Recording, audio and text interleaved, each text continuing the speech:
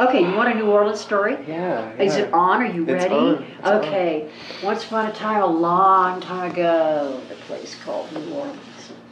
It isn't anymore. Isn't anymore. Old New Orleans. I worked for a church called St. Cecilia.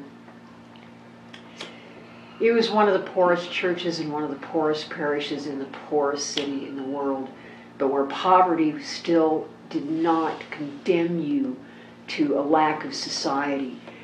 People in New Orleans judged people by who they were, not how much money they had in the bank, like most of America. But he was still pretty goddamn fucking poor, and I started working at St. Cecilia and soon discovered that there was a tremendous need. Lots of old people were going hungry on a regular basis, so I took the thing that they had as a food pantry and really built it up. Did a lot of networking, got a whole lot of donations coming in, and wound up feeding about 500 people a month. Wow. Out of a pantry no bigger than this kitchen. It was a lot of work, a lot of heartbreak, and there were people who I knew would not eat if they couldn't come and get a little bag of groceries. And there's this one little old lady in particular who always came. We had one day a week where we distributed the food, and she was always the last one to show up. And she was very, very, very old, probably in her late 90s. And I knew that if I didn't give her food, that she'd go hungry that night. And there was 1 month where for some reason every single support system broke down and we had no food in the food pantry at all, none.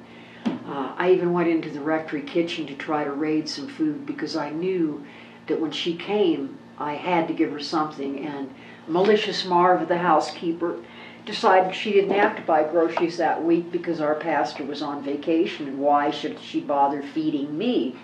And I hadn't had time to go to the grocery store, so I didn't have food at home either.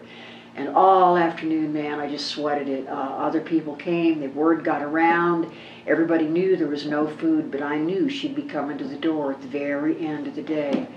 And it was breaking my heart. I was in agony, worrying about what I was going to do and what I was going to say to this woman.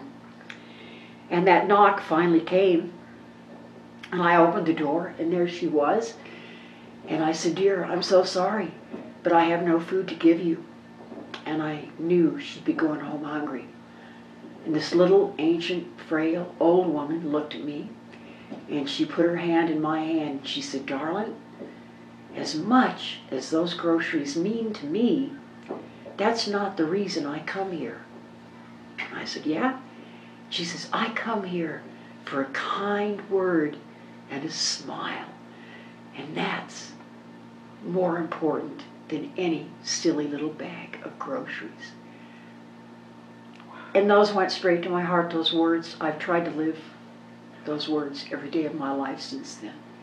That sometimes the thing that will get you through this cruel, cold, hard world that we walk is a kind word and a smile.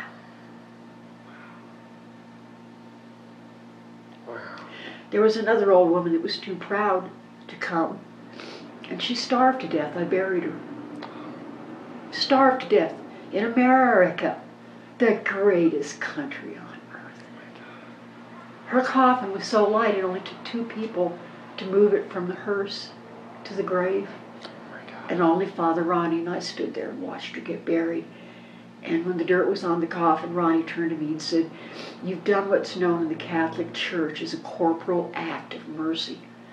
And I went home and I thought, if every day of my life, a kind word and a smile can keep that from happening to someone else, then what would it cost me for that kind word and a smile?